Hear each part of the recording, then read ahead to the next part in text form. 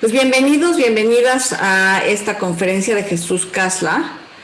Como vieron en toda la publicidad, él es autor, maestro, formador, también creó esta técnica de descodificación biológica transgeneracional y también hipnosis regresiva, ¿no?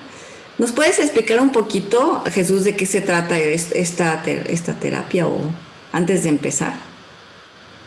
Claro, cómo no. Gracias, Sasa. Encantado de estar. Él está en España, es español, por supuesto. Soy español y estoy en Madrid, aunque habitualmente vivo en Milán, pero yo estoy en Madrid. La descodificación biológica reparadora es una disciplina que en realidad tiene tres partes. Por un lado, la descodificación biológica o emocional del síntoma, la comprensión o lectura emocional del trauma o conflicto emocional que se expresa siempre en la enfermedad, malestar o síntoma que pueda estar sufriendo una persona, en la situación actual que está afrontando la persona en su vida. La descodificación transgeneracional, es decir, la posible implicación de sucesos o situaciones emocionales vividas en la infancia, en el útero o en las tres generaciones precedentes de la familia, que muchas veces es la raíz verdadera de eso que está sufriendo, viviendo la persona hoy. Y la hipnosis regresiva reparadora como herramienta, instrumento de desbloqueo emocional. Vehículo que permite acompañar a la persona a zambullirse, profundizar en la búsqueda de esa raíz emocional del conflicto que está sufriendo hoy para obtener el desbloqueo emocional, para poder resignificar o desactivar aquella raíz emocional que está en el fondo activando, alimentando el síntoma, esa predisposición o esa semilla que un día se puso en la vida de la persona y que está expresándose hoy en forma del síntoma, el síntoma que sea. Toda enfermedad, obviamente Sasa, es resultado de un trauma o conflicto emocional. Nada es casual, todo es causal, todo obedece a algo. Por tanto, con la descodificación biológica y el estudio transgeneracional podemos comprender la situación presente que afronta la persona en su vida y también ese pasado en el que se puso la semilla de eso que está ocurriendo. Tenemos, por tanto, la comprensión completa para luego, con la hipnosis regresiva, acompañar o llevar a la persona a la búsqueda de aquella raíz para sanar aquella raíz. Si se sana la raíz, el síntoma actual disminuye o desaparece. Ese es el sentido de la descodificación biológica reparadora, que es el trabajo en el que pues he dedicado los últimos años de mi vida. Partes de este trabajo está expresado en algunos de mis libros, como este que has mencionado de Memoria Emocional de la Vida Uterina, del que vamos a hablar hoy, pero hay otros también sobre transgeneracional, donde he ido profundizando de forma más monográfica en algunas partes o aspectos de esto que acabo de describir. Muy bien. A mí me parece súper interesante, que es increíble que todas las enfermedades tengan esta raíz, ¿no? O sea, bueno, quiere decir que todos podremos tratarlo y podemos sanarlo. Entonces, pues los voy a dejar con Jesús Casla con esta plática, esta conferencia sobre la memoria emocional de la vida uterina. Gracias. Me voy a silenciar. Las preguntas al final.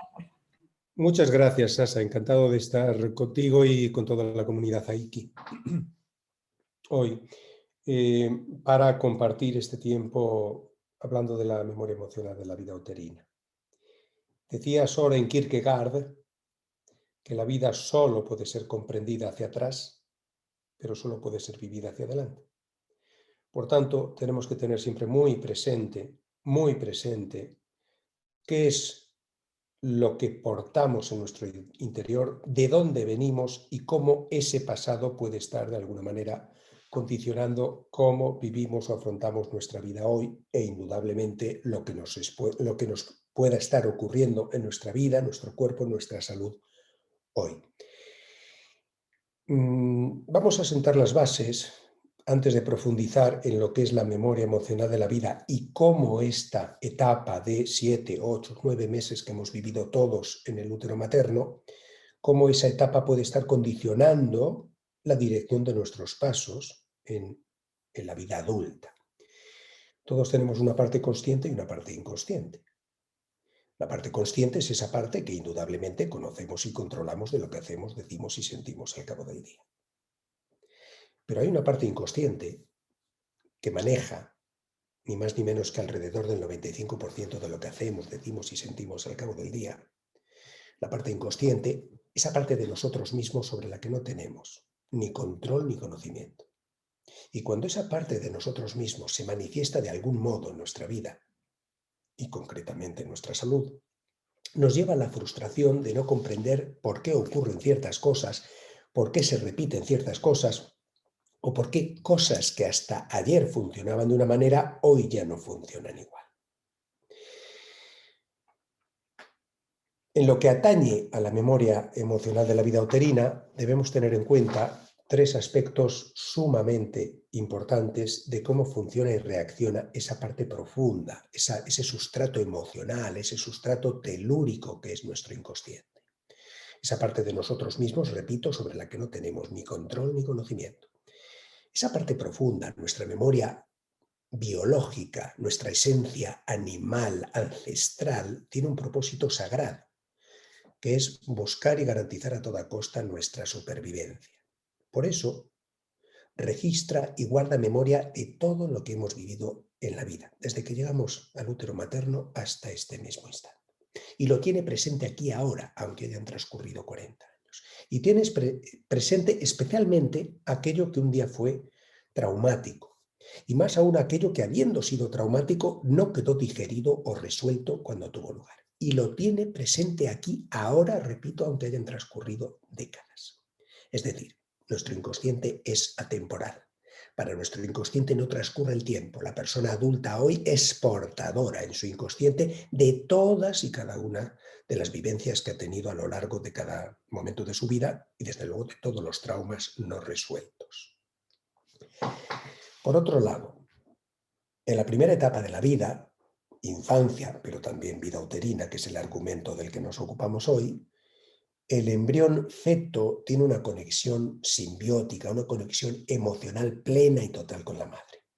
El inconsciente de la madre es el mismo que el del embrión feto. Quiere esto decir que el embrión feto siente, sabe, sufre, registra lo mismo que la madre a la vez que la madre.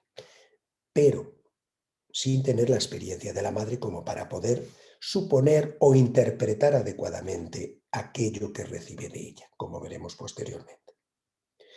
Lo cual quiere decir que todo lo que viva la madre durante esos meses está siendo vivido y compartido e interpretado de una forma muy particular por ese bebé que anida en su interior. Y tercero, y esta es la clave para que luego al final comprendamos cómo se pueden esos registros emocionales de la vida uterina superar o resolver. La tercera característica del inconsciente, de cómo funciona y reacciona, es que el inconsciente reacciona igual ante estímulos reales o simbólicos. No discrimina entre real y simbólico. Por eso, cuando hemos vivido una situación traumática en un momento preciso de la vida y no hemos sido capaces de resolver o digerir eso cuando tuvo lugar, eso se ha instalado ya en nuestro inconsciente como una herida no cicatrizada, un trauma emocional pendiente. Cada vez que yo me vuelva a encontrar en mi vida o exponer en mi vida a una situación que guarde alguna similitud emocional con aquella que no superé un día, mi inconsciente, que como hemos dicho previamente es atemporal, piensa que está ocurriendo todavía aquel primer trauma no resuelto y activará una y otra vez, tantas cuantas yo me exponga, la memoria de aquel primer trauma no resuelto. Esto puede hacer, indudablemente, que las vivencias que el embrión feto haya tenido en aquellos meses en el interior del cuerpo de la madre, de aquello que ella le haya podido transmitir y que él probablemente no ha tenido la capacidad de digerir o comprender, eso está todavía en su inconsciente hoy, y cuando afronte él ya por sí mismo, en primera persona, en primer plano, situaciones que guarden alguna analogía emocional con las que pueda haber vivido la madre, se activará la memoria de aquello que ya sintió cuando estaba todavía dentro del útero materno. La memoria uterina es absolutamente trascendental en la vida de las personas. El bebé que nace no llega vacío. El bebé que nace lleva ya 9 meses, 7, 8, 9 meses, interpretando y absorbiendo a cada instante multitud de información y haciendo una interpretación muy particular de eso que siente. Y digo muy particular fundamentalmente porque no tiene la experiencia ni los recursos para gestionarlo o hacer una interpretación adecuada de las cosas. La memoria uterina, de esa etapa que todos hemos estado dentro del útero materno, está claro que es 100% inconsciente. Nadie tiene recuerdos conscientes de esos meses que estuvo dentro de la madre. Podemos, a través de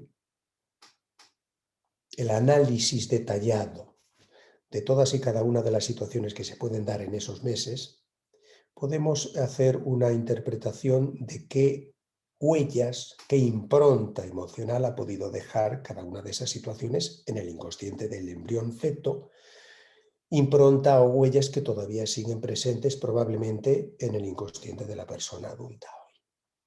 Bien, el embrión que llega al útero sabe ya, por memoria biológica, que necesita desde el primer instante sentirse aceptado, amado e integrado en ese grupo que le da la seguridad y la protección que necesita para sobrevivir, la familia, el clan familiar. Por eso el embrión, cuando llega al útero, desde el primer instante, comienza ya a empatizar, a identificarse, a integrarse en ese grupo que le recibe y le da el sentido de pertenencia, seguridad, protección, que es lo que anhela para poder sobrevivir. Y por eso el embrión comienza ya ahí a, de alguna manera, anteponer, digamos, los parámetros que le exige el grupo y poner en segundo plano los propios, su propio deseo de diferenciación, su propia espontaneidad, creatividad, etc. Y evidentemente esto luego puede ser después, a lo largo de la vida, un condicionante que le haga sentirse atrapado en un rol que no eligió o sujeto a determinadas normas que no han sido elegidas por él mismo. Cuando el embrión llega al útero, comienza lo que yo llamo, lo que yo denomino el proyecto paterno. Los padres, consciente o inconscientemente, desde que comienzan a buscar el embarazo, a buscar un hijo, o cuando tienen noticia de que éste llega, si es que el embarazo no fue planificado, indudablemente comienzan ahí ya a, de alguna manera, diseñar la hoja de ruta que quieren que siga ese hijo en la vida. Cómo quieren que sea, a qué quieren que se dedique, etcétera, etcétera. Y de alguna manera se instrumentaliza al hijo, porque muchas veces se convierte al hijo o se piensa que el hijo será el delegado, que el hijo sea capaz de obtener lo que los padres no obtuvieron, que sea capaz de llegar donde ellos no pudieron. Y eso de alguna manera va a hacer que dirijan o teledirijan los pasos del hijo, con la mejor de las intenciones, lógicamente, pero sin darse cuenta de que le están arrebatando la libertad de elegir él por sí mismo libremente la dirección de sus pasos. Y eso puede indudablemente conducir al hijo ya, desde tan temprano tramo de su vida, a una vida no elegida, a una vida que le puede llevar algún día a sentir la frustración de estar haciendo algo que no siente como propio, algo que no ha elegido, algo que le ha sido impuesto. Por lo tanto, es muy interesante siempre el proyecto paterno, esa hoja de ruta que los padres diseñan o diseñamos para los hijos con la mejor de las intenciones, tener conciencia de que muchas veces es un arma de doble filo que con el tiempo se vuelve contra la propia calidad de vida, podemos decir, del hijo, que se siente atrapado, encorsetado en un rol, en un esquema de vida que desde luego no eligió, sino que le fue impuesto, como decía previamente. En lo que respecta, Sasa, a la vida uterina y a la memoria uterina, establezcamos tres partes claramente diferenciadas. La primera, la que tiene que ver con la concepción, es decir, el primer tramo de la vida uterina. luego la gestación y por último la fase final, que sería el parto.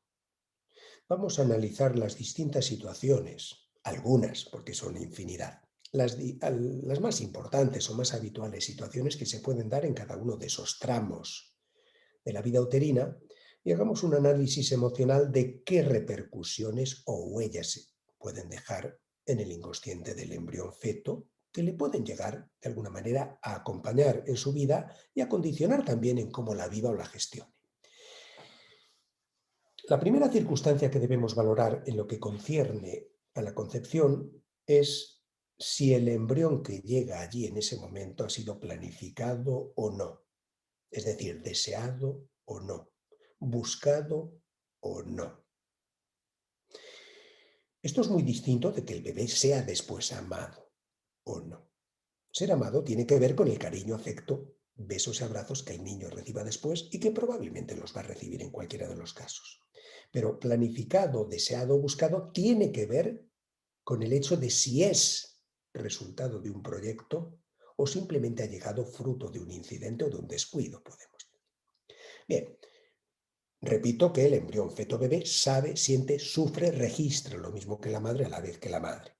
De manera que si el embrión que llega al útero no ha sido planificado, no ha sido esperado, porque si lo sabe la madre, lo sabe él, pero él no tiene la experiencia para suponer que aún así probablemente después va a ser amado, protegido, alimentado y cuidado igual. Carente de esa experiencia, probablemente vivirá 9 meses en el vientre materno en la angustia, incertidumbre, inseguridad y miedo de qué va a ocurrir después. Sabe muy bien por memoria biológica que si no tiene garantizada la colaboración de terceros, fundamentalmente la de la madre, su vida será corta y dramática. Y vive esa angustia a cada instante durante 9 meses. Y desde luego a esas alturas de su vida no tiene ni la experiencia, ni la capacidad, ni los recursos para poder afrontar, gestionar o digerir esto adecuadamente. De forma que ya entonces se instala esto que está viviendo, esto que siente, esto ya se instala en su inconsciente como un trauma inadecuadamente gestionado o como un trauma pendiente. Y como hemos dicho antes, como el inconsciente es atemporal, esa persona porta ya desde ese momento una predisposición a vivir y gestionar su vida desde la angustia, incertidumbre, inseguridad y miedo. Por eso que vivió y no resolvió en el útero. Cuando meses después esa persona nace, ese bebé nace, todo eso sigue todavía lógicamente instalado en su inconsciente. Para resolver la duda de si es amado, aceptado, integrado o no, probablemente esa persona mostrará una actitud de vida de tratar de obtener a cada instante de los demás cariño, afecto, compañía, precisamente para aliviar ese dolor que trae ya de su estancia uterina. Esto llevará a esa persona a estar más al servicio de los demás que de sí misma, para obtener ese cariño, afecto, compañía que de alguna manera alivie su dolor. Eso llevará a esa persona, como estoy diciendo, a una vida, podemos decir, de desvalorización y de baja autoestima. Estar más entregado a los demás para que le den eso que necesita y no entregado a sí mismo. La segunda circunstancia que podemos valorar en lo que concierne a la etapa inicial de la vida uterina, concepción, es la identidad del embrión que llega a ese útero. Que la identidad que tiene el embrión se corresponda o no con la que desean sus papás que le están esperando afuera. Ser niño o niña y depende qué es lo que estén esperando afuera. Vamos a poner el ejemplo, por ejemplo, de una niña que llega al embrión y que, como sabe, siente, sufre lo mismo que la madre, a la vez que la madre, sabe si afuera están esperando un principito azul y ella es una princesita rosa. vuelvo a decir, carente de la experiencia de lo que pueda pasar después, vivirá una vida uterina durante meses de angustia e incertidumbre de qué es lo que va a ocurrir después, en la espera de tener que exponerse un día que tarde o temprano llegará y pasar la dura prueba de el rechazo o la aceptación. Es decir, vivirá a cada instante en el útero la angustia de qué va a ocurrir.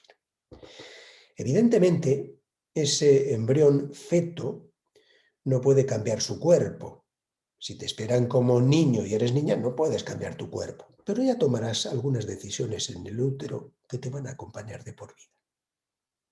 Probablemente habrás decidido que tendrás que ser la hija perfecta, la mejor y perfecta en todo lo que hagas. Esto te llevará a una actitud de vida de estar en constante competición contigo y con el mundo para de alguna manera ganarte el perdón, para de alguna manera mostrar a tus padres que está bien, defraudé las expectativas, pero soy la mejor de las hijas y soy capaz, soy bravísima en todo lo que hago o todo lo que comienzo o todo lo que proyecto. Otras veces incluso esto tiene repercusiones biológicas. En lealtad a aquello que interpretó en el útero, muchas veces se observa en una situación como esta que estoy diciendo, que yo llamo proyecto paterno contrariado, es decir, ser niña cuando esperan niño o ser niño cuando esperan niña, muchas veces tiene repercusiones biológicas como, por ejemplo, un menarquea tardía, la primera menstruación tardía. ¿Por qué? Porque sigue en lealtad a aquello y de alguna manera emocional y profundamente trata de esconder o minimizar su feminidad para granjearse el afecto, cariño, amor, aceptación de los suyos. A veces incluso mujeres que luego tienen reglas muy escasas. A veces incluso mujeres que tienen amenorrea, ciclos muy espaciados, cada 40, 50 días, etcétera, etcétera. A veces incluso con actitudes, vamos a decir, un tanto ambiguas, y no hablo sexualmente, hablo más en cuanto a actitud de cabello, vestimenta, etcétera. Están en lealtad todavía a aquello que decidieron dentro del útero materno, aunque hayan transcurrido años. El tercer aspecto que es muy interesante observar en lo que es el tramo inicial de la vida uterina, la concepción, es la posible existencia de abortos previos. Es decir, que cuando un embrión llega allí, exista en ese lugar, en el útero, la memoria de muertes que han tenido lugar antes, es decir, abortos. Si ha habido uno o varios abortos previamente, la memoria celular de esas muertes continúa, prevalece en esa cavidad uterina. El embrión que llega allí capta desde el primer instante ese ambiente de muerte. Evidentemente no sabe ni cuándo, ni cómo, ni por qué ha ocurrido eso, pero capta que ahí donde se encuentra él ahora, otro u otros han muerto antes. Y vivirá en la eterna angustia de que a él, a cada segundo, a cada minuto, le pueda ocurrir lo mismo, que pueda ocurrir el mismo fatal desenlace. Angustia, miedo. Es decir, la persona que vive una vida uterina en ese ambiente de muerte por lo que ha ocurrido antes, por un aborto precedente, instala ya en su inconsciente esa sensación de miedo. Probablemente será una persona que después vivirá, gestionará, afrontará su vida desde el miedo. Además, se convierte en un hijo de sustitución para los padres, para la familia, para el clan familiar. Un hijo de sustitución. El hijo de sustitución es una persona que después tiene fundamentalmente un conflicto de identidad. ¿Por qué? Porque inconscientemente sabe que para el clan familiar, para los padres, ha llegado a ocupar el puesto de otro. Quizá de ese otro que verdaderamente debería estar y no está. Es decir, es una persona que puede tener incluso sentido de culpa y desde luego conflicto de identidad por sentir que está ocupando el puesto de otro, por sentir que está usurpando el puesto de otro. Personas que se preguntan inconscientemente, profundamente, si tienen derecho a estar aquí o no, si les pertenece un espacio, un rol, una identidad o no. Es más, si les aman por ellos mismos, o simplemente porque están ocupando el espacio que verdaderamente pertenece a otro que no está.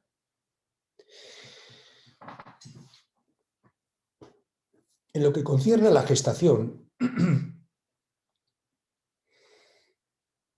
tenemos que tener en cuenta siempre las enfermedades o malestares que haya podido sufrir la mujer embarazada a lo largo de esos meses y hacer la descodificación biológica de cada una de esas enfermedades o malestares que ha tenido. Porque esa descodificación biológica nos permite identificar y comprender a qué situaciones emocionales ha estado expuesta, de las cosas que pudiera estar viviendo ella en su vida, lógicamente, pero eso mismo, como decía previamente, ha sido compartido, vivido, interpretado, quién sabe de qué manera, por el embrión feto que estaba en su útero. Vamos a hacer la descodificación biológica y emocional de algunas de las enfermedades que se presentan más habitualmente. La hiperémesis gravídica, es decir, las náuseas intensas que a veces abarcan la mayor parte del embarazo. La hiperémesis gravídica está diciendo por sí misma que inconscientemente esa mujer está tratando de expulsar a su bebé. Esto puede ocurrir por múltiples razones y esto puede llegar incluso a ocurrir en un embarazo que fue perfectamente planificado y buscado, fruto del amor. Pero si, por ejemplo, en un embarazo que ha sido buscado, planificado, resultado del amor, en el 4.º mes de embarazo, por ejemplo, ella empieza a sospechar o descubre que su compañero, marido o amante la está traicionando, la está engañando, tiene otra historia de amor, tiene otra. Eso lo puede llevar indudablemente a un trauma emocional, al deseo instintivo, inconsciente, de liberarse de ese compromiso que de por vida tiene ya con él en forma de ese embarazo. Por tanto, obviamente es, como digo, una reacción instintiva e inconsciente. Es de alguna manera tratar de dar marcha atrás en el tiempo para liberarme de ese compromiso y poder continuar mi vida tal como la tenía antes. Porque indudablemente, al fin y al cabo, un hijo es un compromiso de por vida o, digamos, de alguna manera te mantiene en relación con esa persona, aunque luego te separes o te divorcies, lógicamente. Cistitis. La cistitis habla sobre todo, la cistitis durante el embarazo, naturalmente, habla sobre todo de un conflicto territorial que tiene que ver sobre todo con la organización del territorio. Por ejemplo, cuando una mujer embarazada tiene siempre a su alrededor personas de su entorno, familiares fundamentalmente, que están con la mejor de las intenciones haciéndose presentes a cada instante para ayudarle, para echarle una mano, para de alguna manera hacerle más cómodo ese periodo de su vida. Y probablemente, quién sabe si la suegra, la cuñada, la hermana, la madre están muy habitualmente o casi a diario presentes para ayudarle y le ayudan con la mejor de las intenciones, repito, a organizar su espacio, a limpiar la casa, a ordenar la casa, etcétera, etcétera. Eso que probablemente por educación a ella probablemente le preferiría estar más cómoda, tranquila y relajada, aunque no estuviera la casa tan limpia, tan ordenada, podemos decir. Probablemente por educación no se permite decirlo o decírselo a esas personas, y mucho menos cerrarles la puerta, lógicamente, pero la incomoda. O por lo menos, digamos, que le obliga a, digamos, hacer una vida social que probablemente preferiría no hacer, preferiría probablemente estar más relajada, tranquila y serena sin tanta visita atosigante. Ese es el conflicto territorial. Me gustaría estar a mis anchas, no sé si en México se dice, cómodamente, y sin embargo tengo que estar, bueno, pues haciendo una cierta vida social. Por ejemplo, en este sentido también muy parecido, emocionalmente, la hipertensión arterial durante el embarazo. La mujer embarazada que sufre hipertensión arterial, esta enfermedad, este malestar, está poniendo en evidencia que le gustaría alejar a alguien o a varios de ella o alejarse ella misma. Precisamente como decía previamente hablando de la cistitis, porque quizá esa presencia constante de personas que se acercan para visitarla, para hacerle cariños, para ayudarle, está bien, pero preferiría poder estar más tranquila y no con tanta visita, más relajada y más serena. Eso incomoda. Por educación probablemente no dirá nada, pero su inconsciente habla. Y su inconsciente, si sufre hipertensión, está poniendo de manifiesto que con mucho gusto ella se alejaría o les alejaría de su entorno. Hemorroides, que es algo que también se presenta con mucha frecuencia durante el embarazo. Las hemorroides expresan un conflicto de identidad. ¿En qué sentido? La mujer que está embarazada, ¿en qué sentido? Conflicto de identidad porque después de cada embarazo, pero sobre todo después del primero, evidentemente la vida de esa mujer ya no va a ser jamás como antes. Antes ha tenido un rol de hija, de compañera, de amante, también profesional, el que sea, y probablemente está muy familiarizada, habituada a eso. Pero indudablemente, traer un hijo al mundo cambia muchas cosas. Y hay muchos escenarios desconocidos que pueden generar incertidumbre. ¿Qué voy a ser yo? ¿Quién voy a ser yo? ¿Cómo me van a ver los demás? Digamos, laboralmente, también en mi relación de pareja, que indudablemente no será lo mismo ya. Ese es el conflicto de identidad. La diabetes gestacional. La diabetes gestacional manifiesta que esa mujer que está embarazada sufre porque siente que no le están dando el cariño, dulzura y protagonismo que necesita o que le daban antes. Muy a menudo porque todos a su alrededor hablan constantemente de ese hijo que está por llegar. Y quizá no se ocupan tanto de ella. El hijo le quita protagonismo, ella pierde protagonismo y es como si de alguna manera se volviera invisible, se volviera una mera carcasa física que trae al mundo ese niño del que todos hablan o al que todos esperan, que es su hijo indudablemente. A veces también porque siente que su pareja no está tan presente, tan cercano, tan próximo como antes o como a ella le gustaría. Y probablemente ella se desvalorizará y se explicará a sí misma que quizás él no está tan atento y próximo porque, claro, pues ella ha engordado mucho y ya no está tan bella como antes. En fin, de alguna manera, sea en la primera hipótesis o en la segunda, es una mujer que siente que no se le está dando el cariño, afecto y dulzura que anhela. Y así podríamos seguir indudablemente con tantos y tantos síntomas que se presentan habitualmente en este periodo de la gestación. Para que se entienda esa unión simbiótica, esa conexión emocional, esa conexión inconsciente plena y total, en tiempo real, entre el embrión feto y la madre, voy a explicar algunos casos que expresan muy nítidamente esto a lo que me estoy refiriendo. En torno a la semana 8 del embarazo es cuando habitualmente una madre puede saber que está embarazada, habitualmente.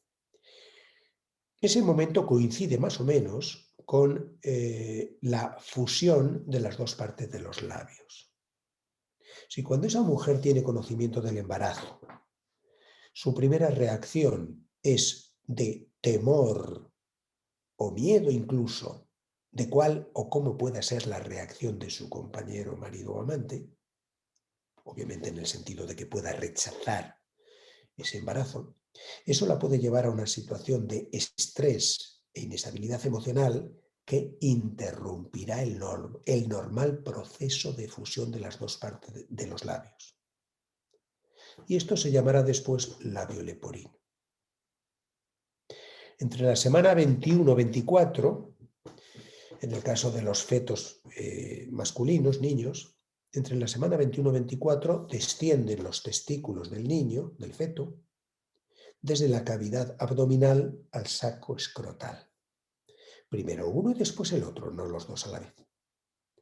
Si en ese tramo del embarazo, repito, entre la semana 21-24, ocurre quién sabe qué cosa en la vida de esa mujer que le lleve a rechazar al macho, eso traerá consecuencias para el feto.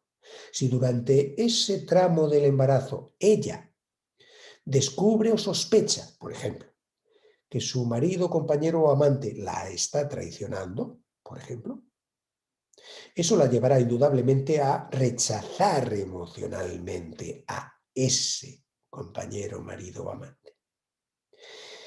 El feto que está en su interior, que vuelvo a repetir, un ejemplo en el que sea niño, varón, el feto que está en su interior capta y comparte a la vez que ella eso que ella está rechazando, eso que ella está viviendo.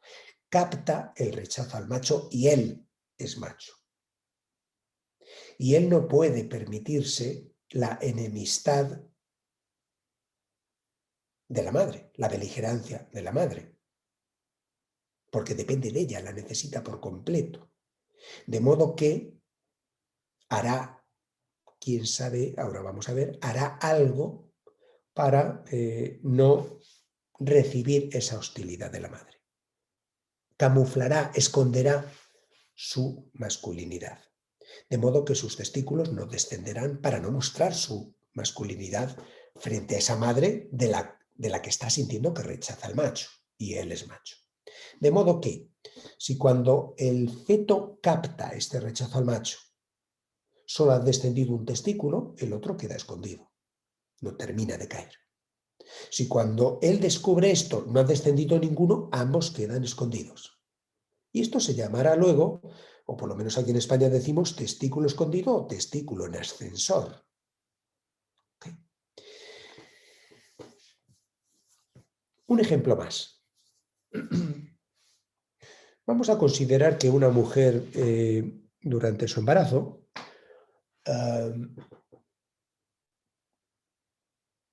prefiere vivir esa etapa de su vida en tranquilidad, tranquila, serena, relajada.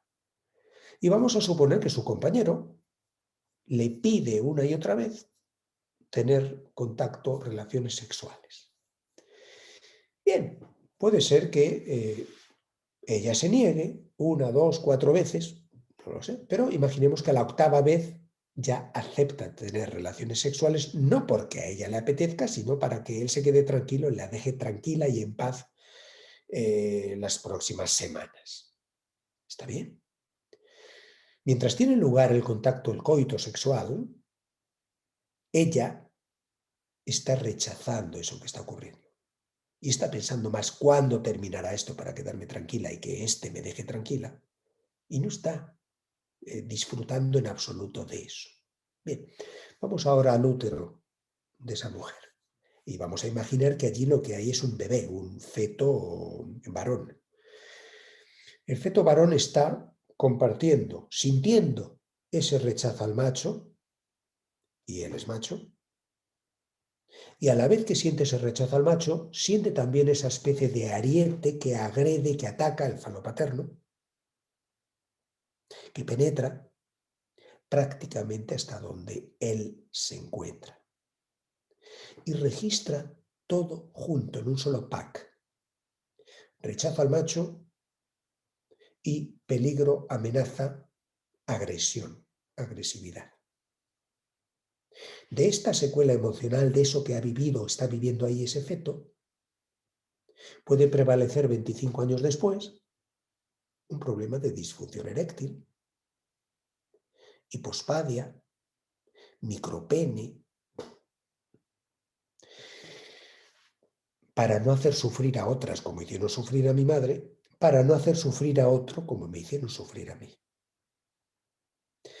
En cambio, si en el útero materno lo que hay es una niña, un feto femenino, frente a esa misma situación que está captando el rechazo al macho y a la vez esa especie de agresión del falo paterno, ese ariete que entra y arremete, perfectamente puede haber después, quién sabe, 20, 25 años después, una mujer adulta a la que no le interese de los hombres el sexo, sino quizás el cariño, compañía y afecto, y no tanto la parte estrictamente física sexual, porque prevalece todavía aquello que vivió, aquello que sufrió. En suma, alrededor del 18-20% de los embarazos empiezan siendo múltiples al comienzo. Y en realidad, según dice la estadística, ni siquiera el 2% de los partos son múltiples. Lo cual quiere decir que de esos partos inicialmente múltiples, en la mayoría de los casos, uno se queda en el camino. Esto es lo que da lugar al llamado síndrome del gemelo perdido. Ocurre con frecuencia que una mujer al principio del embarazo tiene un pequeño sangrado y, lógicamente, alarmada, va al doctor. Y probablemente le dirán que vuelva a casa, que haga, en fin, que haga reposo y lleve el resto del embarazo tan tranquila y serena como pueda, y el reposo. Como luego 6, 7 o 5 meses después nace alguien, nadie toma en consideración qué pudo significar aquel sangrado. Y ese sangrado muchas veces es la eliminación total o parcial de un gemelo. Vamos ahora al interior del útero de esa madre, de esa mujer, y vamos a tratar de interpretar qué es lo que ha ocurrido ahí o cómo lo ha vivido el superviviente. Porque el superviviente, en un momento concreto, deja de sentir el movimiento de su compañero y deja de sentir el latido del corazón de su compañero. Y entra en pánico. En pánico de que a él le pueda ocurrir lo mismo y en pánico de que se siente solo por primera vez en su vida.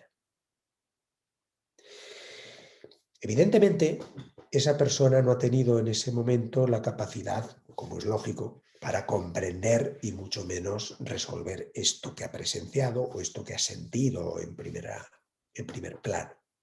Personas que precisamente por eso que han vivido en esas circunstancias tienen luego después en la vida una tendencia a la tristeza, la soledad y la culpa. ¿La culpa por qué? Porque se preguntan inconscientemente, ¿por qué yo estoy aquí y mi hermano no? ¿Por qué yo merezco estar aquí y mi hermano no? Aquel primer compañero que tuve. La tristeza y la soledad, porque están en la eterna espera del posible reencuentro con aquel compañero que un día tuvieron, que un día se fue o desapareció y no saben si volverá.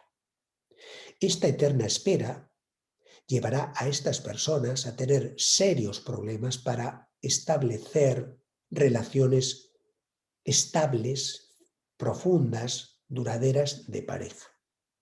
Porque no se pueden permitir estar en compromiso con nadie si mañana llega ese al que están esperando. Estoy hablando siempre inconscientemente.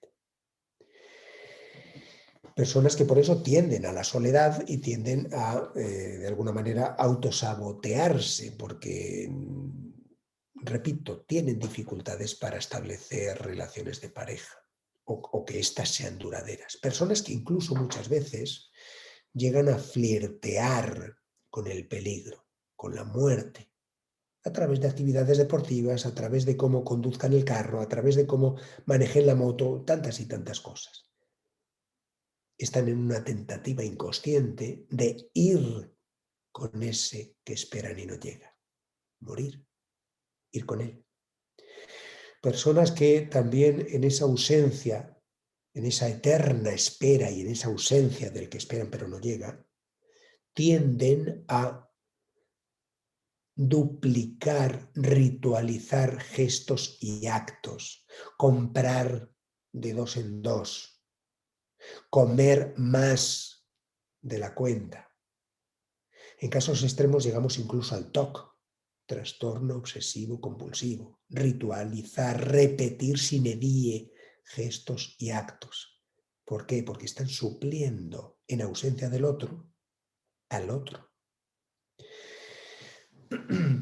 Personas que, aun cuando, como decía antes, tienen graves o serias dificultades para establecer relaciones duraderas de pareja, si llegan a establecerlas, si llegan, por ejemplo, a casarse alguna vez, tendrán relaciones probablemente de carácter incestuoso, porque proyectan inconscientemente en el compañero o compañera la figura de aquel primer hermano, del gemelo, que un día se fue. Inconscientemente proyectan la figura de ese gemelo en el marido o esposa. Por eso serán relaciones donde van a buscar más el contacto, cariño, presencia, etcétera, afecto, y no tanto la parte estrictamente sexual, desde luego. Por eso digo relaciones con matices incestuosos.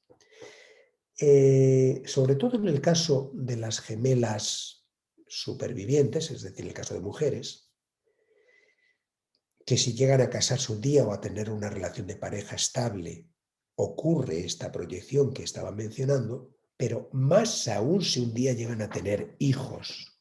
Sobre todo en el primero, volcarán, proyectarán la figura de aquel gemelo. Y serán relaciones extrañas, porque no será una relación madre-hijo, es una relación más hermano-hermana. Ella no ocupa su lugar frente al hijo, se pone a la altura de él, no ocupa el puesto de madre, porque inconscientemente no le considera un hijo, le considera más un hermano. Y se crea un fuerte apego y dependencia emocional de ella hacia él. El problema puede llegar cuando ese hijo, un día, pues yo qué sé, con 25 o 30 años, llegue un día a casa y le diga: mamá, me voy a vivir con mi novia, o me voy a casar y me voy a ir a vivir con mi esposa a otro lugar.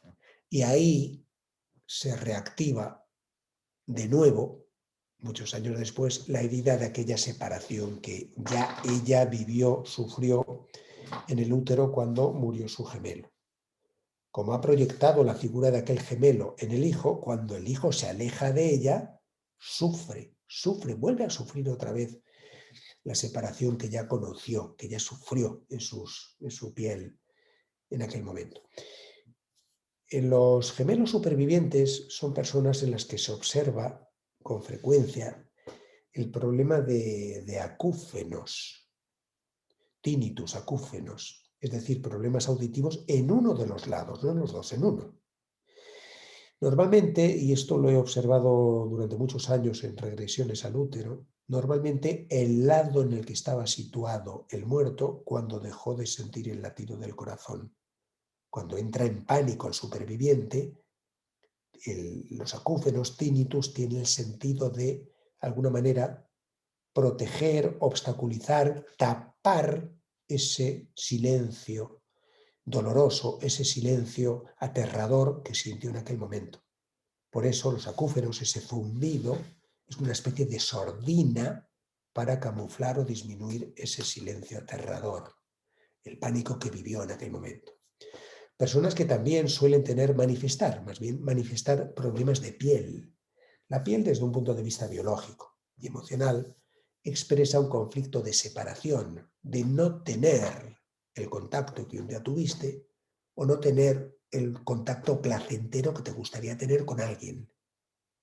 Por eso, sobre todo en el caso de los gemelos supervivientes monocigóticos, es decir, que estaban en el mismo saco, que había un contacto directo, sí suelen ser personas que después en la vida suelen tener problemas de piel, porque están todavía viviendo el conflicto de separación de aquello que ocurrió en aquel momento de su vida, de aquella separación brutal e inesperada y desde luego traumática y dolorosa. Otro aspecto también que debemos tener muy en cuenta, es la tentativa o pensamiento de aborto que puedan tener los padres en un momento dado cuando hay un embarazo. Y repito, no solo el intento de abortar, también el pensamiento de abortar. Porque el embrión feto bebé, como venimos diciendo, el embrión feto, sabe, siente, sufre lo mismo que la madre a la vez que la madre. Quiere decir esto, que si a ella o a él, al padre, se le pasa por la cabeza la idea de abortar, aunque sea él el padre, porque si se le pasa por la cabeza a él, pero la madre es conocedora de esto, también el feto lo es. De modo que hará su particular interpretación de esto. Vuelvo a repetir una vez más, y todo está determinado por su falta de recursos y experiencia de lo que verdaderamente pueda estar ocurriendo afuera, de por qué puedan tener este pensamiento y desde luego de lo que le espera cuando nazca. No tiene esa perspectiva. De modo que son personas que por eso que han interpretado ese pensamiento o tentativa de aborto, viven después en una especie de autosabotaje toda su vida. Porque es como si se hubiera escrito a fuego en su inconsciente que no valen nada, que no merecen el éxito en nada. Si un día mi madre pensó eliminarme, ¿cuánto valgo yo? Claro, esa es una sentencia pesante, pesada, condicionante, que le puede perseguir toda la vida. Personas que luego en la vida jamás se reivindicarán. Personas que tendrán una deplorable interpretación de sí mismos, de su escasísima valía, de su escasísimo valor, porque están en lealtad a aquello que ocurrió, a aquello que el feto interpretó de aquella manera. Personas que luego incluso rehuyen las muestras de afecto, el contacto físico. Es como si tuvieran escrito en la frente: si tú supieras lo poco que valgo, no perderías tu tiempo acercándote a mí. Hablando de una forma simbólica. Pero lo cierto es que luego son personas que viven en esa especie de autosabotaje, a veces incluso toda la vida. Embarazos extrauterinos, cuando el óvulo fecundado, en lugar de anidar en la cavidad uterina, lo hace habitualmente en una de las trompas de Falopio. Ese embarazo pone de manifiesto que esa mujer no tiene claro el llegar a tener un compromiso de por vida o no con ese hombre. Con ese hombre o con la familia de ese hombre. Puede estar muy segura de la relación de amor y afecto que tiene con ese hombre hoy, pero quizá no sea el momento todavía de tener ese hijo, por problemas económicos o por lo que sea. Y mucho menos, quizás en muchas ocasiones, puede estar muy segura de la relación que tiene con él y no tanto o no le resulta tan agradable la familia de él. Es decir, la palabra clave aquí es el compromiso. Adquirir o no un compromiso de por vida con él y su familia, o en este momento y en esta situación que estamos atravesando. Porque quizá es demasiado joven, porque quizá no tiene la estabilidad económica, patrimonial que le gustaría tener a ella para poder vivir o poder poner en marcha ese proyecto de vida en una situación mejor en su. La placenta previa. A lo largo del embarazo, la placenta, en condiciones normales, se traslada progresivamente de la parte baja del útero a la parte superior, para dejar libre la salida del bebé cuando tenga que nacer, la salida, el acceso al cuello del útero. Sin embargo, hay ocasiones en las que la placenta permanece incluso al final de la gestación, obstaculizando total o parcialmente el acceso al cuello del útero. Aquí hay dos situaciones que se suelen presentar y debemos valorar. Una tiene mucho que ver con el anhelo de proteger a mi bebé del falo paterno, sea porque esa misma mujer ha enfrentado una situación como la que yo me refería previamente, de vamos a llamar una especie de abuso del macho, sea porque la madre lo vivió o sea porque otras mujeres del clan, fundamentalmente la abuela materna, lo vivió. Es decir, puede haber vinculada una memoria familiar, una memoria transgeneracional de mujeres que hayan vivido algo similar. Frente a eso, intentan proteger, o digamos que la placenta previa tendría el cometido de amortiguar o proteger de la agresión del falo paterno al bebé que está en el útero.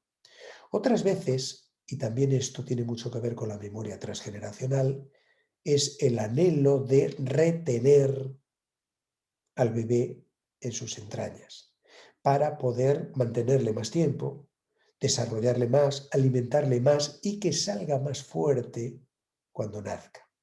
Fundamentalmente porque o ella misma, la mujer que está embarazada ahora, siente que el escenario de vida que espera ese niño fuera no es el mejor, no es como a ella le hubiera gustado o como ella había ideado un día, o sobre todo también cuando hay memorias familiares de niños que murieron prematuramente o nacieron prematuros y tuvieron una primera infancia con serias secuelas de salud. Por tanto, hay un anhelo de eludir ese riesgo, trayendo al mundo a un niño más fuerte, más grande, que indudablemente tendrá mejores posibilidades de salir adelante. Muy en relación con esto que acabo de explicar, también valoramos el embarazo pretérmino o posttérmino. El embarazo, vamos a decir, pretérmino, 7-8 meses. Es muy habitual, y nos hemos referido previamente ya a esto, que cuando un embrión feto llega al útero, si allí prevalece una memoria de muerte de abortos previos, como hemos dicho antes, está viviendo a cada instante con ese ambiente de muerte y en la eterna incertidumbre de que a él le pueda acabar ocurriendo lo mismo que antes ocurrió a otro u otros. De forma que en una situación así puede ocurrir perfectamente que cuando él sienta que tiene ya la garantía de poder sobrevivir afuera, escapa del útero y puede nacer prematuro, sin duda. Muchas veces también, y visto ya desde el punto de vista de la madre y también de la memoria familiar, hay embarazos pretérmino cuando esa misma mujer o la madre cuando la parió a ella u otras mujeres del clan en las generaciones precedentes han sufrido excesivamente en los partos. Más incluso aún si ha habido mujeres que han muerto pariendo.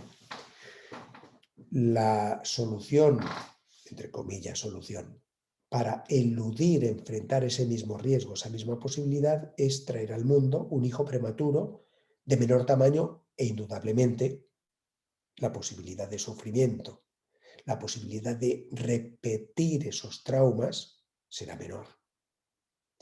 En cambio, cuando el embarazo es post-término, es decir, 10 meses o prácticamente 10 meses, es cuando debemos considerar sobre todo que esa mujer siente, y esto es muy similar a la placenta previa a la que me refería previamente, siente que el escenario de vida que le espera a ese bebé fuera no es el mejor. Y trata por eso de retenerle, poder protegerle, alimentarle, desarrollarle más aún. Y que así pueda enfrentar en mejores condiciones ese escenario disfuncional que ella interpreta que le espera al nacer. Y llegamos así al tercer y último paso de la memoria uterina, que es el que tiene que ver con el parto, el nacimiento. Aquí, en primer lugar, consideramos la postura que adopta el bebé al nacer, porque esta postura ya nos está dando informaciones muy importantes. Parto de nalgas o pélvico. Este parto, nalgas o pélvico, pone de manifiesto que el bebé que llega trae ya de esa vida uterina, del útero, trae ya un conflicto de identidad.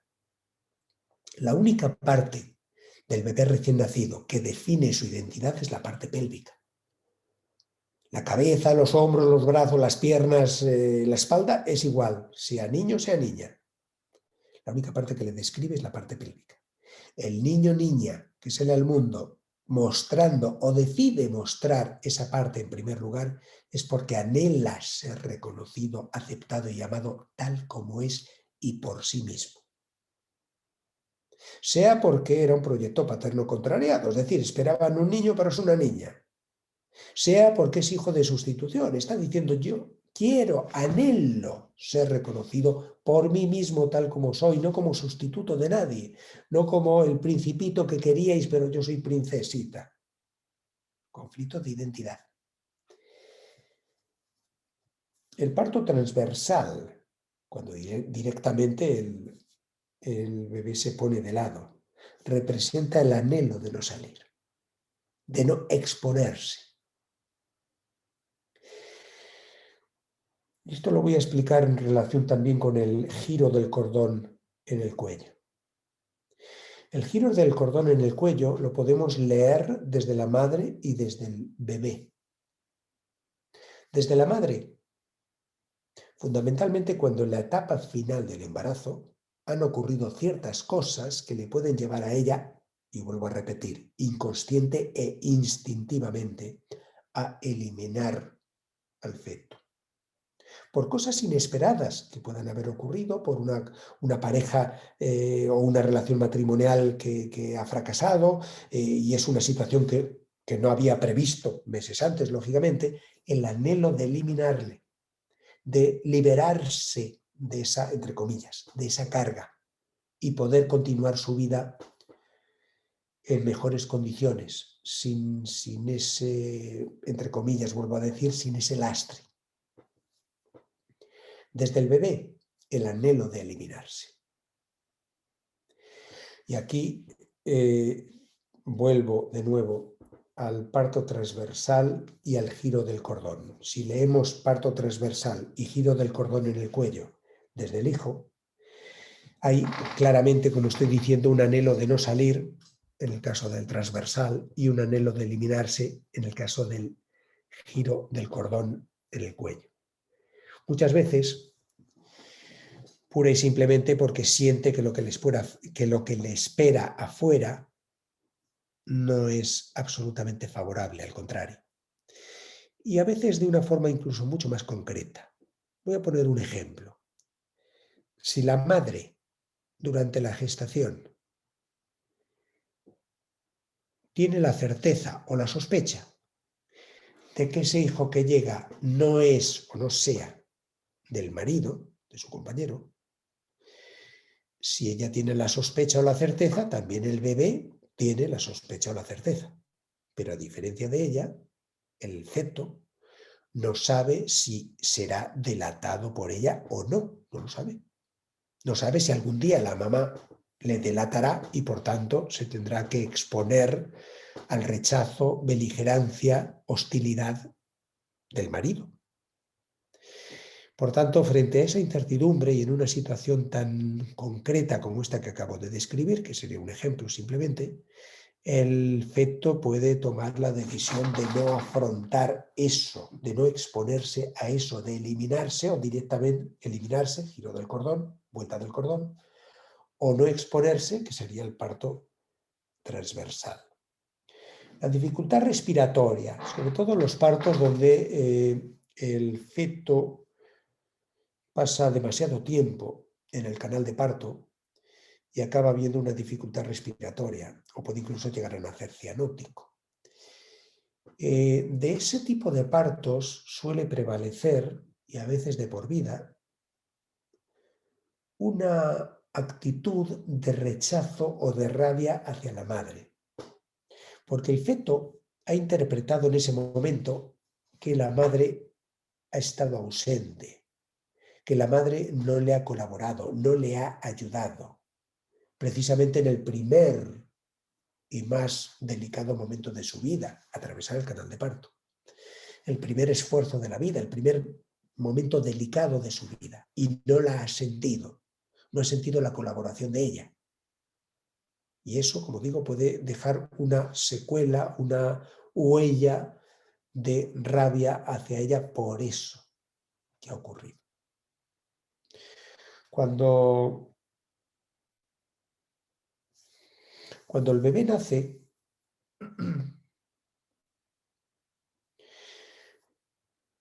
vamos a imaginar que fruto del parto y del sufrimiento que pueda haber tenido lugar durante el parto, la madre esté inconsciente. El bebé que nace, probablemente por ese estado de inconsciencia de la madre, ya ha sentido en el cuello del útero, en el canal de parto, ya ha sentido la falta de colaboración de ella, a la que me acabo de referir. Si al nacer además ella sigue inconsciente y él se ve confinado, podemos decir, en una incubadora, separado de ella, él, que no sabe nada de lo que está ocurriendo ni por qué, interpreta la constatación del rechazo. Se siente rechazado y se enfrenta a un futuro funesto, o al menos eso interpreta en ese instante. Porque tan pronto como le han visto, le han rechazado y por tanto no puede contar con nadie, ni mucho menos con ella. Y desde luego, aunque luego esa estancia en la incubadora dure horas o apenas unos días, son horas o días que son eternos para ese bebé recién nacido, que se siente rechazado, que se siente expuesto al futuro más dramático y funesto.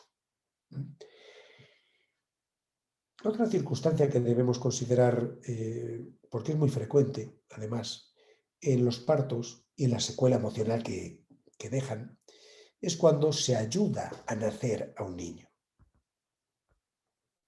Fundamentalmente cesárea, ventosa o fórceps. Ventosa o fórceps. Ese niño ha comenzado el proceso de nacer, pero ha sido ayudado a terminarlo. Indudablemente nacer es el primer esfuerzo que todos enfrentamos en la vida, que duda cabe. Y cómo ocurra ese esfuerzo dejará una huella específica en nuestro inconsciente. De forma que, si el feto ha iniciado el proceso de nacer, pero ha tenido que ser ayudado para terminar, ventosa o fórceps, prevalece en la memoria emocional de esa persona, después, la sensación de su incapacidad, de que si no hubiera recibido colaboración externa no habría sido capaz de culminar ese proceso por sí mismo. Personas que después en la vida buscarán o esperarán que otros les ayuden, les colaboren para culminar las cosas que emprendan, porque están en lealtad a cómo sucedió o cómo se llevó a cabo ese primer esfuerzo de su vida. Personas que incluso después en la vida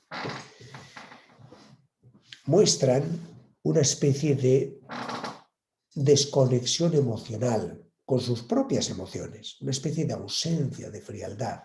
¿Por qué? Porque un día el día del nacimiento, interpretaron que no tenía sentido conectarse y vivir sus emociones.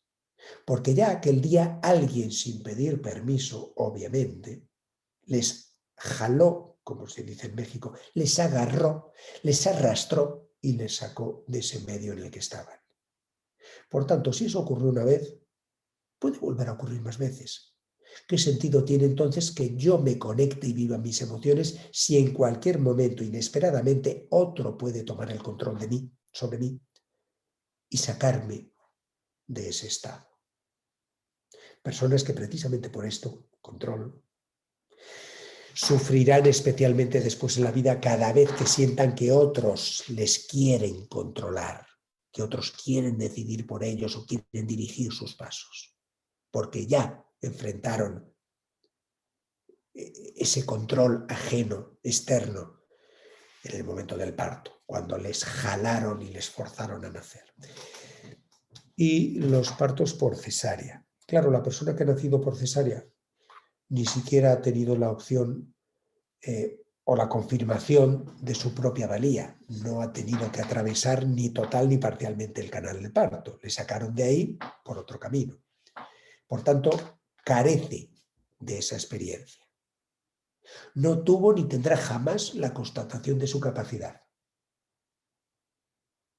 Personas que precisamente por eso, luego muy a menudo la vida, parece como si estuvieran siempre esperando la ayuda y colaboración externa para dar ese primer paso en las cosas que quieren hacer o emprender. Y no es que no tengan capacidad, no ese es el problema, es que están en lealtad todavía a cómo tuvo lugar aquel esfuerzo. Porque, repito, nunca tuvieron ni tendrán la confirmación de su capacidad. Personas, evidentemente, que no tienen una gran seguridad en su propia valía, en sus propias capacidades, porque nunca enfrentaron nada, en aquel momento no enfrentaron aquel esfuerzo y no salieron victoriosos. Al fin y al cabo, el niño que ha nacido con dificultad respiratoria, con un gran sufrimiento, incluso cianótico, sufrió, claro que sí, pero está aquí y tiene la constatación de que fue capaz de completar aquel proceso. Quien nació por cesárea no tiene esa capacidad. No tiene esa confirmación de su capacidad. Indudablemente, Sasa, todos, que duda cabe, hemos vivido en el útero materno y todos, en mayor o menor medida, hemos podido enfrentar alguna o algunas de estas situaciones que a modo de ejemplo he expuesto aquí. La persona adulta que hoy pueda tomar conciencia, es decir, pueda identificar y comprender cuál o cuáles de estas situaciones, cuál o cuáles de estas secuelas emocionales pueden estar presentes en su inconsciente hoy, puede indudablemente saber dónde se puso la semilla en la raíz de eso que quizás hoy está trastocando, condicionando su vida o su salud de múltiples maneras. Pero todo tiene una solución, claro que sí, y nunca es tarde. Yo decía al principio que el inconsciente es atemporal, es decir, la persona adulta hoy, si por ejemplo nació por cesárea, pues claro que tiene todavía en su inconsciente grabada esa interpretación de cómo tuvo lugar aquel momento de su nacimiento y no tiene la constatación, como venimos diciendo, de su capacidad porque no lo enfrentó. Y también dije que el inconsciente reacciona igual ante estímulos reales o simbólicos. Por eso, y conectándolo con lo que hablábamos al principio, Sasa, de la hipnosis regresiva reparadora, si el inconsciente reacciona igual ante estímulos reales o simbólicos, quiere esto decir que si hoy se le ofrece al inconsciente una versión distinta de aquello que un día ocurrió y se le ofrece de la forma adecuada, el inconsciente aceptará hoy esa versión distinta de aquello que un día ocurrió. Es decir, para ser más gráfico, para ser más... la persona adulta que hoy pueda hacer ese viaje atrás en el tiempo, regresar al útero materno, meterse en la piel del feto que un día fue y pueda tener hoy la oportunidad de revivir, recordar, revivir, sentir aquello que sintió. Y por supuesto, sobre todo, tener hoy la posibilidad de, en lugar de nacer por cesárea, salir por donde tenía que haber salido, enfrentar ese proceso y salir victorioso. Obviamente, la posibilidad de que lo pueda hacer hoy diluye la marca emocional que se puso aquel día cuando no le dieron esa posibilidad o no conoció esa posibilidad. Personas que, aunque sean adultas hoy, aunque tengan 40 años, 30 años, 50 años, es lo mismo, hoy pueden revivir aquello. Y pueden nacer o tener la sensación y obviamente obtener hoy la constatación de su capacidad, de salir victoriosos de aquel trance. Y por tanto, instalar, permitidme utilizar la palabra, instalar en su inconsciente hoy la versión correcta, adecuada, de ese momento de su vida. Diluir o solapar sobre aquel suceso de cómo tuvo lugar el nacimiento en aquel momento, solapar, poner encima esta versión que la persona hoy ha vivido. El poder nacer y obtener la constatación de su capacidad. Esto lo estoy diciendo para el ejemplo de un nacimiento por cesárea, pero sirve para cualquier otro, para cualquier otro. Esto lo podríamos hacer también para, volviendo a otro ejemplo que he puesto previamente, pues por ejemplo una mujer que fue esperada como niño y después ha tenido una serie de secuelas en su vida, sea de forma biológica, como hemos dicho, menstruaciones escasas, amenorreas, o puede que incluso ciertas actitudes, vamos a decir, un tanto ambiguas, bueno, pues en forma de vivir la vida, etcétera, etcétera. ¿Por qué? Porque está en lealtad a aquel varoncito que quisieron tener. Está todavía, de algún modo, tratando de ser aceptada como el varoncito que quisieron tener.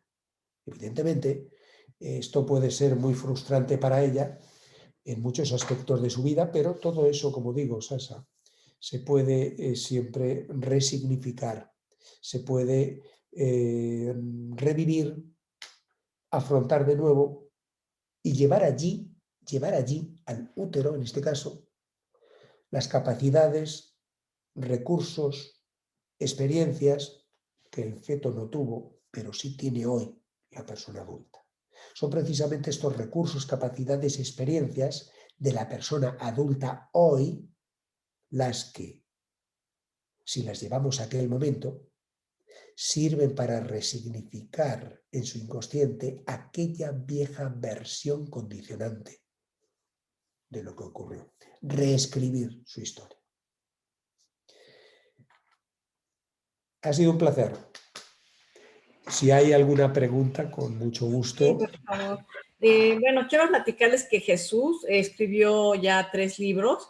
Uno se llama La descodificación biotransgeneracional, secretos y claves del árbol genealógico. También ahorita que estaba hablando de la menstruación, ¿no? El ciclo menstrual y sus síntomas, la descodificación biológica y emocional, y de la memoria emocional de la vida uterina, que es el tema de hoy. Entonces ya equilibrio. Falta a final de octubre se editó otro, Ah, se sí. llama, sí, Huellas emocionales de la infancia, una Ah, visión sistémica de las relaciones familiares. Y ahora, si Dios quiere, en marzo, abril, saldrá Belleza emocional. ¿y dónde podemos conseguir tus libros, Jesús? Y en México la mejor opción es Amazon, pero sí es cierto, hay librerías, hay al menos 2 librerías en México DF. ¿Por Ruo? Sí tienen mis libros, no me los recuerdo ahora, pero ha habido pacientes míos que luego me han escrito y me han dicho, oiga, mira, he encontrado sus libros no me acuerdo ahora el nombre, pero al menos 2 tiendas en México. De la huella de la infancia, de octubre, ¿está ya en Amazon? Sí, claro. Ah, ok, Sí, sí. perfecto. Y ahora de la belleza emocional también. Qué Este interesante. saldrá en marzo, abril, La belleza emocional, lo estoy terminando. Ah, qué bueno, qué bien.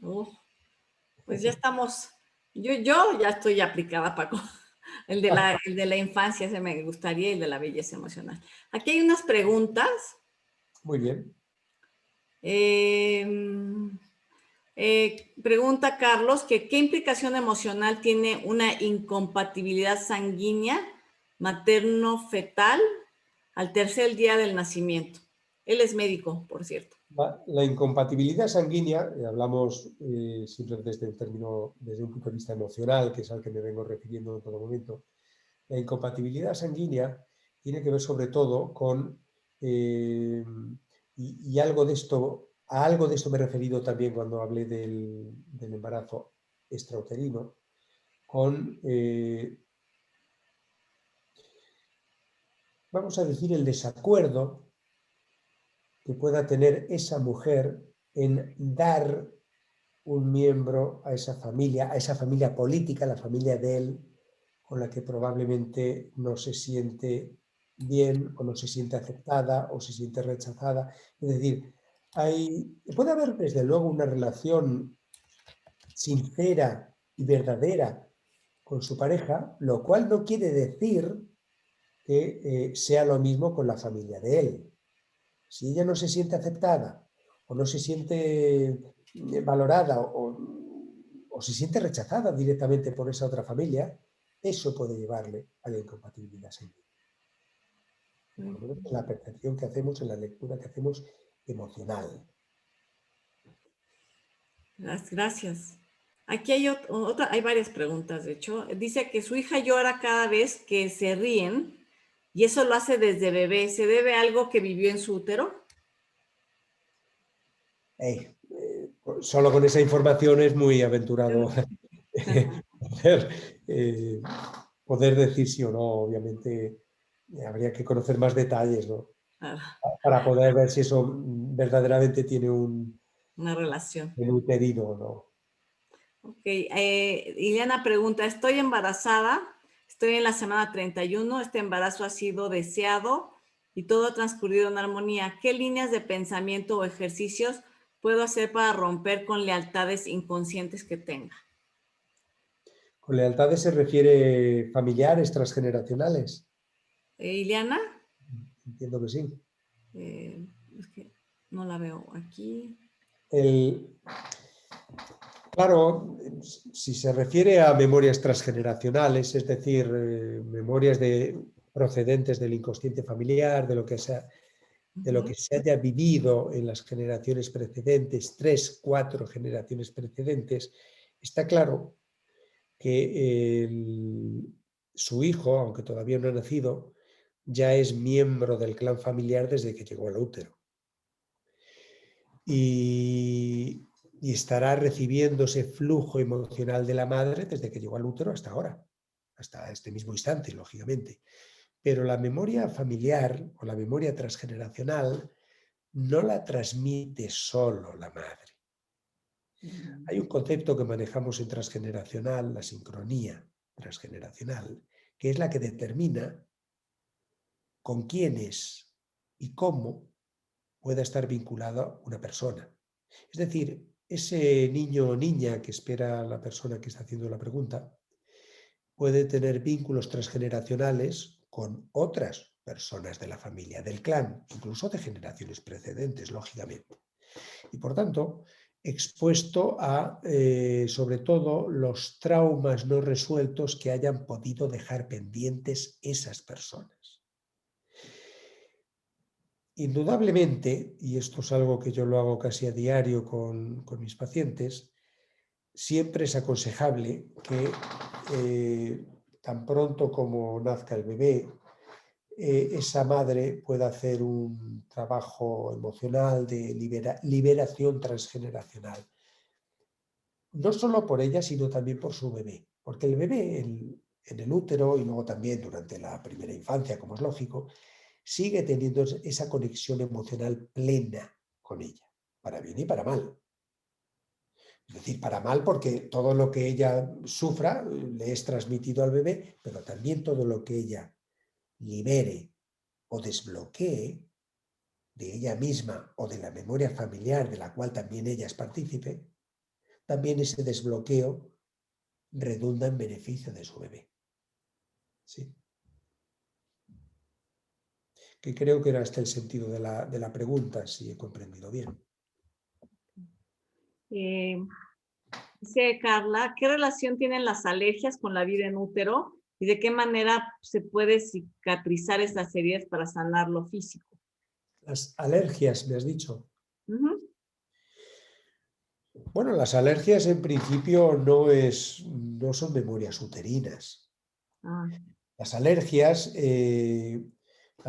siempre suele haber un conflicto programa, es decir, la raíz, en un escenario de vida en el que han ocurrido traumas o un trauma. Voy a poner un ejemplo muy sencillo de esto, muy, muy sencillo, pero simplemente para que se entienda. tú puedes estar... imagínate que estás un día comiendo con unos amigos, almorzando, pues qué sé yo, por ejemplo, marisco. Ujú. Y en ese preciso instante te llaman al teléfono y te dan una fatídica noticia, una noticia brutal, lo que sea, la que sea. Oh, Imagínate cuál puede ser. Entonces, termina la llamada telefónica, cuelgas la llamada telefónica y te quedas en shock. Y puedes estar sufriendo un ataque de pánico, en fin, lo que sea. Tu inconsciente ha tomado nota de todo lo que formaba parte del escenario en el que tú estabas cuando has recibido esa fatídica noticia. Y todo lo que está presente en ese escenario es sospechoso para tu inconsciente. Y puede ocurrir perfectamente que el marisco, que hasta entonces te ha sentado muy bien y te ha gustado mucho, vas a comer marisco 4 semanas después y te sienta mal. oh, ¿Por qué? Porque tu inconsciente tomó nota de todo lo que estaba presente allí y en tu plato en ese momento había marisco. oh. Y es sospechoso. Y claro, tu inconsciente reacciona. Y tu biología también. Por tanto, está claro que entiendo que la pregunta, considero que la pregunta va referida a que quizá un niño recién nacido o al poco de nacer ya tenía sus alergias. No podemos olvidar, como venimos diciendo, que el embrión feto, pero también el bebé en la infancia tiene una conexión plena con la madre y sigue viviendo y sufriendo lo mismo que la madre a la vez que la madre, aunque la madre nunca se lo exprese con palabras. Por tanto, hay que prestar mucha atención cuáles sean esas alergias que muestra el bebé y, desde luego, sobre todo, a qué está expuesta la madre y qué es lo que quizás ella le pueda estar transmitiendo emocionalmente, porque quizás él está reaccionando a algo que vive ella. Mm, ¿Sí? ok. Dice Flor que cómo podría afectar a un bebé concebido en el contexto de esta pandemia, por ejemplo. Alguien que concibe un bebé en esta época de pandemia. Bueno, pero no por la pandemia, es decir, tendríamos que analizar la situación emocional de los Contexto. padres. Mm, Claro, el bebé, todo su mundo es la madre. Su hábitat, el útero, y la madre es todo su mundo. El bebé no sabe si hay pandemia, no hay pandemia, si hay ah, una situación de posguerra, no sabe nada de eso. Él hará su interpretación en función de lo que ella le transmite. Es decir, si tenemos una mujer que se queda embarazada y, dada la situación sanitaria o mundial, se echa las manos a la cabeza cuando conoce la noticia, ¿eh? Porque considera que no es el mejor momento ni la mejor situación, es eso, el hecho de que se eche las manos a la cabeza, lo que condicionará al bebé, no ah, el COVID. entonces, Eh, mm, es decir, al final él reaccionará frente a esa claro. reacción de fatalidad con la que reacciona la madre. E interpretará como todo, vamos a ver, como todo mi mundo es mi madre, y yo capto que ella tiene una reacción de fatalismo, de contrariedad, al fin y al cabo yo interpretaré que algo tiene que ver conmigo. Yo me pongo en el centro del escenario y siento que algo tiene que ver conmigo y alguna culpa me pertenece, alguna responsabilidad me pertenece. Claro, porque yo desconozco cualquier cosa que pueda estar ocurriendo afuera. Entonces, al fin y al cabo, sí puede ser muy condicionante para el bebé, porque el bebé no pone el televisor para ver las noticias. Nada de eso existe. Simplemente ese flujo emocional que le llega, siente que algo tiene que ver con él. Mm, Si mamá reacciona así, muy contenta no debe estar de que yo esté aquí. Y a mm, partir de ahí se desarrolla toda una interpretación que puede ser fatídica o, desde luego, puede ser muy condicionante, porque no obedece a la realidad. Es una interpretación que el feto hace con la escasa información de la que dispone. mm, ok. Este, preguntan también que si tienen problemas como de identidad, como homosexualidad, ¿tiene que ver con la vida uterina también? O sea, es otra cosa. Sí es cierto, ya ves que antes hablaba, yo lo dije, además lo dije con toda la intención, que es por ejemplo, cuando hablaba del proyecto paterno contrariado, de una niña que quizás esperaron como niño y es niña, ¿no? Y te dice que hablé de un aspecto emocional y que luego puede tener ciertas actitudes un tanto ambiguas, no tanto sexuales, sino más bien emocionales porque está en lealtad a aquello que captó en el útero. Sí es cierto que en algunos casos esto se manifiesta también con una opción sexual como pueda ser la homosexualidad, sí es cierto, pero no es la única situación, no No. es siempre una memoria uterina ni muchísimo menos. ¿O podría ser también la bisexualidad? También, claro que sí, pero ahí entran, pero te reitero, no es solo una memoria uterina, es decir, Ajá. muchas veces hay implicadas memorias incluso más profundas, la memoria transgeneracional.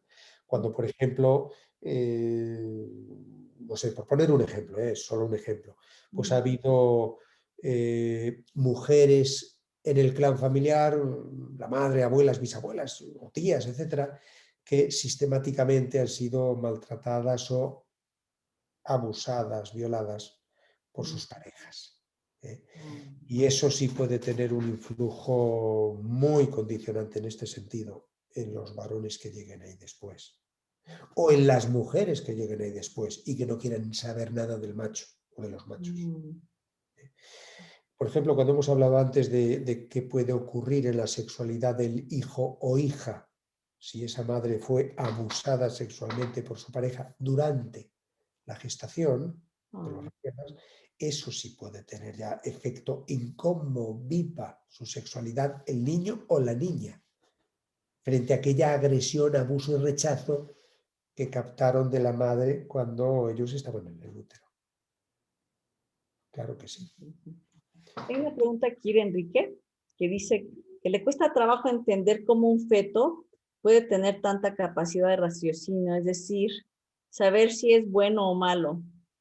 Cómo interpretar que si la mamá tiene náuseas, quiere decir lo que quiere decir que lo quiere expulsar, en lugar de pensar que la mamá está tratando de expulsar algo negativo en su cuerpo para hacer a ese bebé más fuerte. El libro al que te has referido, Ajá. el libro este de la memoria emocional de la vida uterina, es resultado, lógicamente, de varios años Ahí está condensado el resultado de varios años de trabajo mío, sobre todo de hipnosis regresivas al útero, que yo hago con mucha frecuencia. El pasado fin de semana aquí en Madrid hemos tenido un curso de 2 días, 48 horas, de regresiones al útero, precisamente. Es decir, no cuando ves esto una, dos o tres veces, cuando esto lo ves cientos de veces, pues ya sí empiezas a considerar que son tendencias que se mantienen. Es decir, lo que yo aquí he manifestado de esa sensación de miedo cuando ha habido abortos precedentes, de esa decisión de ser hipercompetente cuando te esperaban como niño pero eres niña y de alguna manera tratas de obtener el perdón de aquella expectativa paterna defraudada, etcétera, etcétera. Es que esto luego lo ves en lo que la persona te cuenta de cómo es en la vida y en lo que la persona expresa cuando regresa al útero y expresa lo que ahí siente. Entonces estamos hablando, lógicamente, de un trabajo, de trabajos reales, de casos reales, como es lógico, cosas que se han podido constatar. Yo personalmente he podido constatar en cientos y cientos de casos a lo largo de los años. Híjole, Jesús, hay muchas preguntas todavía. Eh, por ejemplo, mm, que su hijo, pregunta del qué es la placenta creta, qué significa la placenta. Placenta creta es la primera vez que escucho. Tampoco no. nunca lo Entonces recuerdo. también, ¿qué efectos tiene el haber nacido por cesáreas por comodidad más que por necesidad, por No, no, ejemplo? pero en lo que respecta al hijo, en lo que respecta al hijo da lo mismo si era por urgencia, planificada, por comodidad o no. Y Lo si que alguien, si un bebé nació con problemas de hígado, que ya tiene actualmente un trasplante hepático, ¿qué puede significar eso? ahí, ahí entraríamos en otro plano, que es el plano transgeneracional. Cuando hablamos del transgeneracional, a lo cual me he referido muy superficialmente en algunos momentos de esta conversación, estamos hablando de la memoria de lo que ha sido vivido en la familia en las 3 generaciones precedentes. Estamos hablando del inconsciente familiar, del cúmulo de vivencias que todos los antepasados en las 3, 4 generaciones precedentes han vivido. Y hay un concepto que obviamente no voy a profundizar en él porque necesitaría 40 minutos para explicarlo a fondo, pero es el del hijo síntoma. Mm. En resumidas cuentas, cuando en una familia se arrastran traumas no resueltos ya de más de 3 generaciones, la transmisión transgeneracional, la búsqueda de resolución de eso es fallida una y otra vez, los descendientes que llegan y reciben ese mandato de resolución no lo han conseguido, no han podido resolverlo, hay una transmisión transgeneracional fallida ya más de 3 generaciones, ahí suelen ocurrir 2 cosas, o pueden ocurrir 2 cosas habitualmente. Una, que el clan desaparezca biológicamente, que se extinga directamente. O la otra, que es más habitual, la aparición de un hijo síntoma. El hijo síntoma es una persona que ya desde el útero, arrastra graves secuelas o condicionantes de vida y de salud. Este podría ser un caso. Creo que la pregunta era un niño que ya desde antes de nacer venía con problemas de hígado, si he escuchado bien la pregunta. Este podría ser, obviamente yo no tengo ningún dato más Vale. que lo que has formulado tú en la pregunta, pero podría ser un caso de hijo síntoma y estamos hablando ya del plano transgeneracional, no tanto de la relación directa madre-hijo. Para que se me entienda esto que estoy diciendo. El caso más habitual y que yo siempre utilizo para explicar esto del hijo síntoma es el síndrome de Down. Oh, Personas con síndrome de Down, hablando en términos transgeneracionales, son hijos síntoma. oh. Están poniendo de manifiesto ya un clan familiar en el que se arrastran traumas no resueltos ya de varias generaciones antes, previas. Es la solución que encuentra el inconsciente familiar para depositar en la espalda de un solo miembro toda la toxicidad acumulada y dejar el camino libre para que los otros, puedan garantizar la continuidad del clan en mejores condiciones, liberados de esa carga, de esa toxicidad acumulada. Ese es el hijo síntoma, el que Mm. arrastra ya desde el útero esa misión de vida, que lógicamente le va a condicionar y limitar de forma muy notable en su vida y en su salud. Oiga, voy a hacer nada más 2 preguntas más, que son muchas, y por el tiempo también vamos a hacer 2 más, nada más. ¿Qué? mm, Porque esto creo que es algo que le hace estudiar a mucha gente, el estar embarazada y que mientras estés embarazada, aparte de situaciones difíciles, se mueran los papás de la en que está embarazada, los padres de la mamá. Sí, sí, sí. Los padres de la mamá. Eh, Podemos decir un poco como en la pregunta del COVID previamente. Es como lo El, el feto que está en el útero materno no sabe nada de lo que está ocurriendo. claro. Pero si esa situación familiar lleva a esa mujer al bloqueo emocional, Ujú.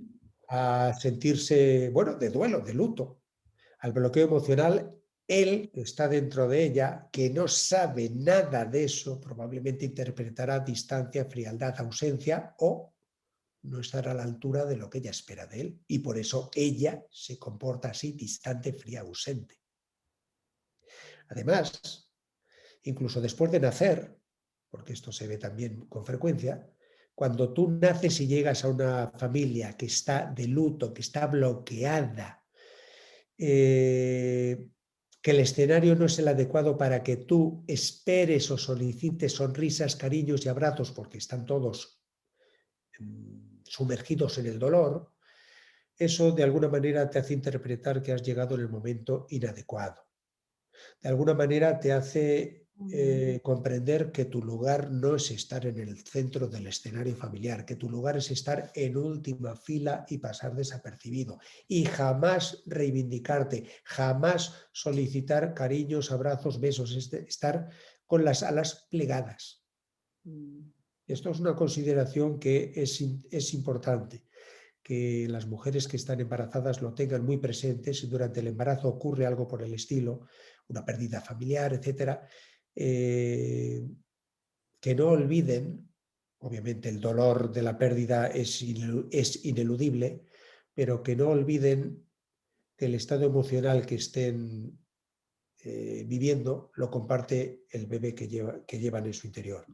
Y por tanto tienen que tratar de la manera que sea posible de corregir, o al menos que esto sea lo más llevadero posible, no solo para ellas, sino también para él. Y bueno, la última pregunta que vamos hacer aquí es ¿hay alguna diferencia en que un bebé sea concebido in vitro a que sea concebido naturalmente?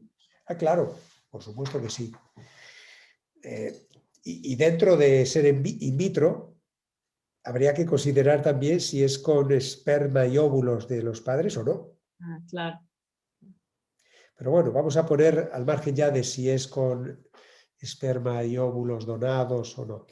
Vamos a considerar que toda concepción que no tiene lugar en el regazo, al calor del regazo materno, deja luego secuelas de